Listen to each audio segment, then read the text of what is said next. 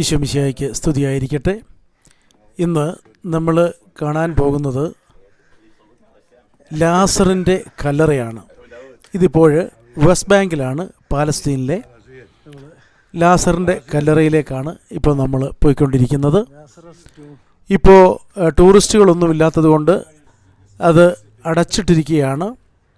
എന്നാൽ ദൈവത്തിൻ്റെ വലിയ പരിപാലനയിൽ ഞങ്ങൾക്ക് അതിൻ്റെ ഉത്തരവാദിത്തപ്പെട്ട ആൾക്കാരെ കാണാനും അത് തുറപ്പിക്കുവാനും സാധിച്ചു. ഇത് ലാസറിൻ്റെ കല്ലറയെ പറ്റിയുള്ള ഒരു ഡിസ്ക്രിപ്ഷനും അതിൻ്റെ ഒരു ഡയഗ്രവുമാണ്. കാരണം അത് ഒരു ഗുഹയാണ്. ആ ഗുഹയുടെ പുറത്തെ എൻട്രൻസാണ് നമ്മൾ ഈ ഭിത്തിയിൽ കാണുന്നത്. ഇതാണ് അതിൻ്റെ പുറത്തെ എൻട്രൻസ്. ഇതിപ്പോൾ അവർ തുറന്നിട്ട് നമ്മൾ അതിൻ്റെ ഉള്ളിലേക്ക് പോവുകയാണ്.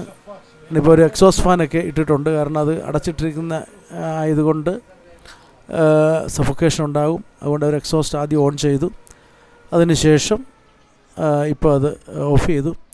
എന്നിട്ട് നമ്മൾ അതിൻ്റെ ഉള്ളിലേക്ക് പോവുകയാണ്. ഞങ്ങൾക്ക് കിട്ടിയ ഗൈഡാണത്. അദ്ദേഹം പാലസ്റ്റീനിയനാണ്.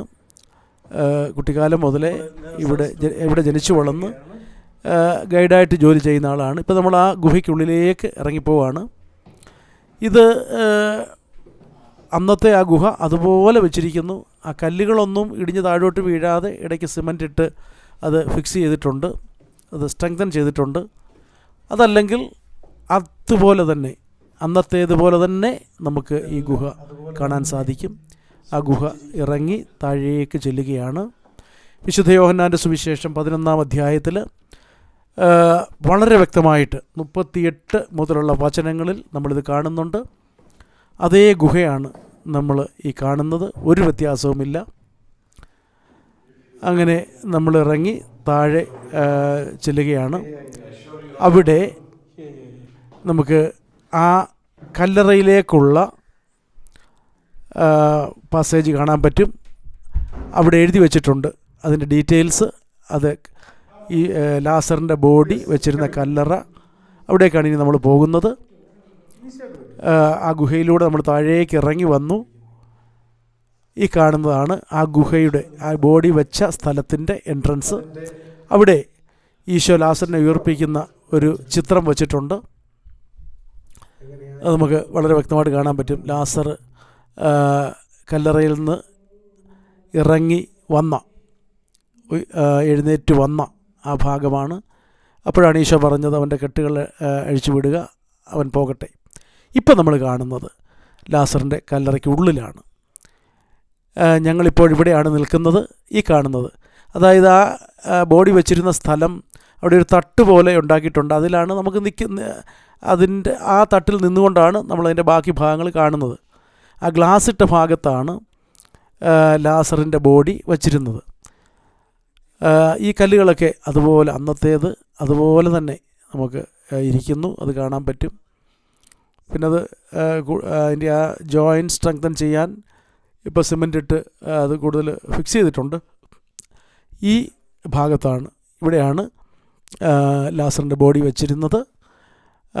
അവിടെ ഇപ്പോഴും ആൾക്കാർ കോയിൻസൊക്കെ ഇടുന്നുണ്ട്. അതൊക്കെയാണ് നമ്മളിപ്പോൾ കാണുന്നത്. ആ കോയിൻസൊക്കെയാണ്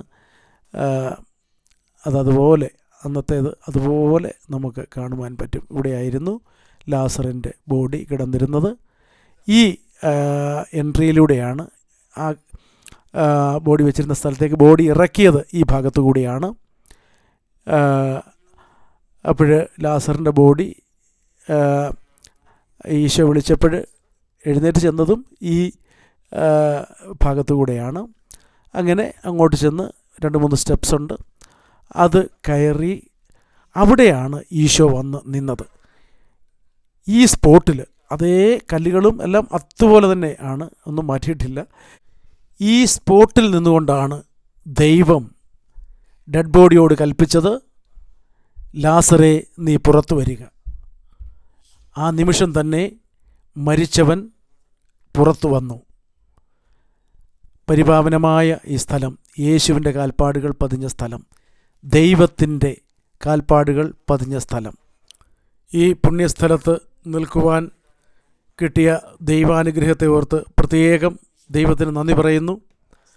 അതുപോലെ ഈ വീഡിയോ കണ്ടുകൊണ്ടിരിക്കുന്ന എല്ലാവരുടെ ജീവിതത്തിലും ദൈവത്തിൻ്റെ ശക്തമായ ഇടപെടൽ ഉണ്ടാകട്ടെ എന്ന് പ്രത്യേകം പ്രാർത്ഥിക്കുന്നു. എല്ലാവരെയും ദൈവം സമൃദ്ധമായിട്ട് അനുഗ്രഹിക്കട്ടെ.